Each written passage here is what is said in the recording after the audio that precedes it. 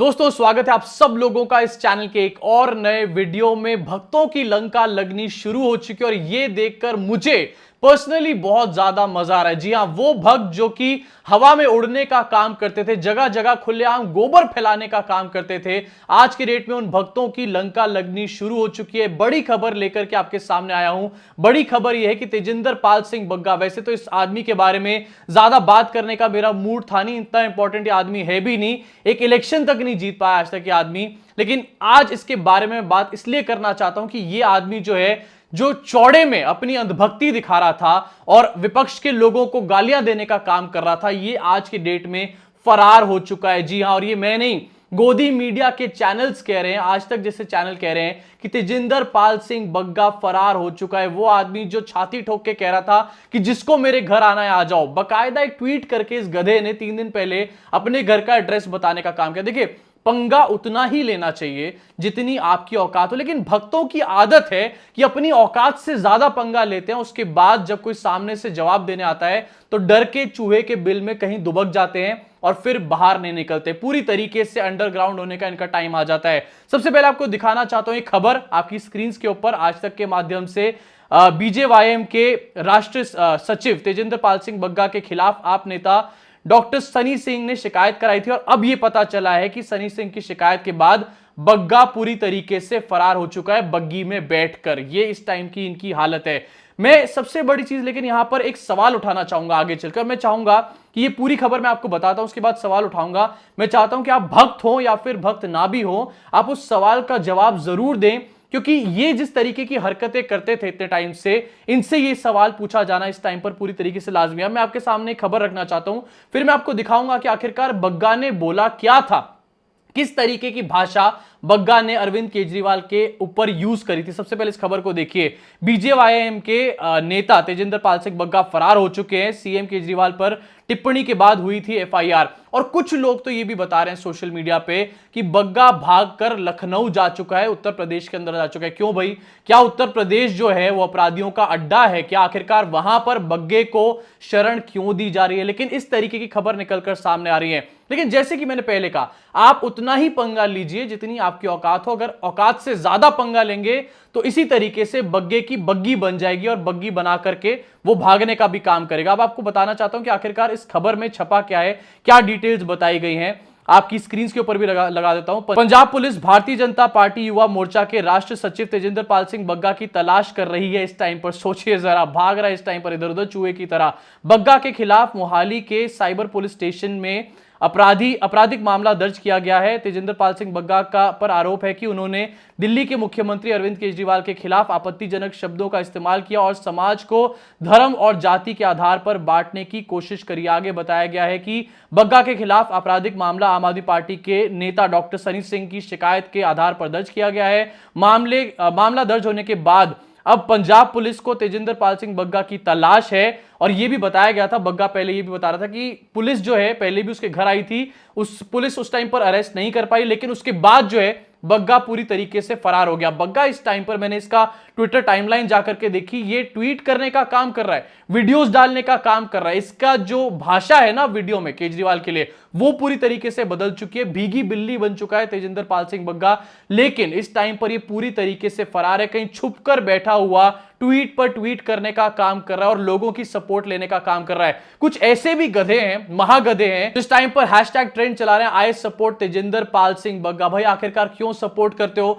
जो लोग तेजिंदर पाल सिंह बग्गा को सपोर्ट कर रहे हैं, मेरे हिसाब से उनके ऊपर भी एफआईआर करी जानी चाहिए और उनको भी इस तरीके से पुलिस द्वारा अरेस्ट किया जाना चाहिए, अगर इतनी ही ज्यादा सपोर्ट उनके दिल में बग्गा के लिए आ रही है। आगे इस आर्टिकल में ये भी लिखा है कि बता दें कि तेजिंदर पाल सिंह बग्गा ने द कश्मीर फाइल्स फिल्म पर दिल्ली के मुख्यमंत्री अरविंद केजरीवाल की टिप्पणी के बाद उन पर निशाना साधा था। बग्गा ने सीएम केजरीवाल को कश्मीरी पंडितों का विरोधी बताया था। इसके बाद बग्गा के खिलाफ पंजाब पुलिस में एफआईआर दर्ज करा दी गई। देखिए, गोदी मीडिया है, कहीं ना कहीं तो मैनिपुलेशन करेगा, यह बात भी पूरी तरीके से झूठ है। यहां पर जो लिखा गया ना कि सीएम केजरीवाल ने कश्मीर फाइल्स के ऊपर टिप्पणी करने का काम किया था, बग्गा ने इसके ऊपर आवाज उठाई, इसलिए बग्गा के ऊपर पंजाब पुलिस ने एफआईआर कर दी, ऐसा नहीं है। बग्गा ने एक बकायदा ट्वीट किया था जिसमें बहुत ही घटिया भाषा इसने दिल्ली के मुख्यमंत्री केजरीवाल केजरीवाल के लिए इस्तेमाल करी। देखिए मेरा यहां पर मुझे फर्क नहीं पड़ता कि केजरीवाल के अगेंस्ट इस्तेमाल करी गई हो या नरेंद्र मोदी के लिए इस्तेमाल करी गई हो, मेरे हिसाब से ये दोनों ही सूरतों में पूरी तरीके से गलत है और अगर कोई भी आदमी ऐसा काम करता है तो उसको उसके ऊपर लीगल एक्शन जरूर लिया जाना चाहिए। मैं आगे बढ़ के आपको वो ट्वीट दिखाना चाहता हूं जहां पर 2 दिन पहले बग्गा ने अपना एड्रेस स्वयं बताने का काम किया था। मतलब इससे ज्यादा गोबर मेरे को लगता है किसी के दिमाग में नहीं होगा। भक्तों में भी सबसे ज्यादा जो गोबर है, ओवरडोज इसने ले रखी है इस टाइम पर। इसने 2-3 दिन पहले अपने स्क्रीन पर देखिए कहा था कि आप people calling my close friends and asking my address is B1/170 Janakpuri near modern era convent school. भाई अगर तूने पंगा ले ही लिया है, अगर तेरी औकात नहीं है उस पंगे को झेलने की, तो कम से कम अपने एड्रेस को देकर के अपने फैमिली वालों को फंसाने का काम तो मत कर। इतना बड़ा गधा क्यों है तू बग्गा।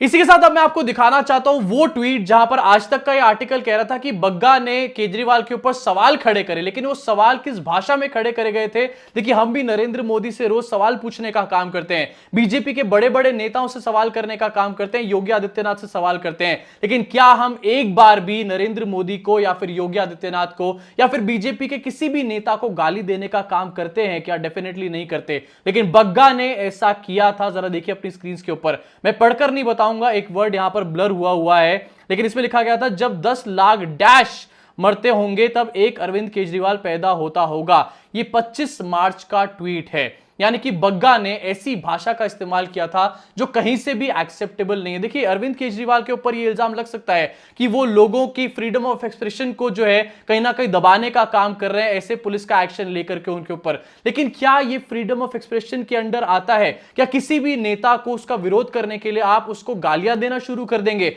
ऐसे तो भाई हमारे यूट्यूब चैनल पे सुबह शाम आप नरेंद्र मोदी योगी आदित्यनाथ के ऊपर गालियां सुनना शुरू कर देंगे। हम बात करते हैं लॉजिक्स के ऊपर। अगर बात लॉजिक्स की नहीं होती है तो मुझे लगता है कि उस बात को कहीं ना कहीं फ्रीडम ऑफ एक्सप्रेशन के अंदर आप डाल ही नहीं सकते, और अगर गालियों पर बात आ जाती है तो उसको तो कतई भी फ्रीडम ऑफ एक्सप्रेशन के अंदर नहीं डालना चाहिए। और हम भी हमेशा तर्कों के ऊपर ही अपने चैनल पे बात करते हैं। इनफैक्ट बहुत सारे यूट्यूब चैनल्स हैं जो कि सच्चाई दिखाने का काम करते हैं, वो तमाम चैनल्स सिर्फ तर्कों के ऊपर ही बात करते हैं, गाली गलौच नहीं करते। अब एक सवाल मैं यहां पर सबसे बड़ा ये पूछना चाहता हूं भक्तों से भी और जो नॉन भक्त लोग हैं उनसे भी पूछना चाहता हूं, जरा सोचिए एक बार, अगर इसी तरीके का कोई ट्वीट मैंने किया होता या फिर किसी अन्य पत्रकार ने किया होता, रवीश जी ने किया होता, अभिसार जी ने किया होता, अजीत अंजुम जी ने किया होता, किसी और ऐसे पत्रकार ने किया होता जो कि सरकार से लगातार सवाल पूछने का काम करता है, अगर इस तरीके की भाषा यूज करी गई होती प्रधानमंत्री के खिलाफ, योगी आदित्यनाथ के खिलाफ या बीजेपी के किसी भी छुटभैया नेता के खिलाफ, यति नरसिंहानंद जैसा आदमी जो कि खुलेआम नफरत फैलाने का काम करता है, सुबह दिन रात उल्टी सीधी बातें करता है, मुसलमानों को खुलेआम जान से मारने की धमकियां देता है, उसके खिलाफ अगर ऐसी भाषा हम लोग इस्तेमाल करेंगे तो हमारा क्या हश्र होगा?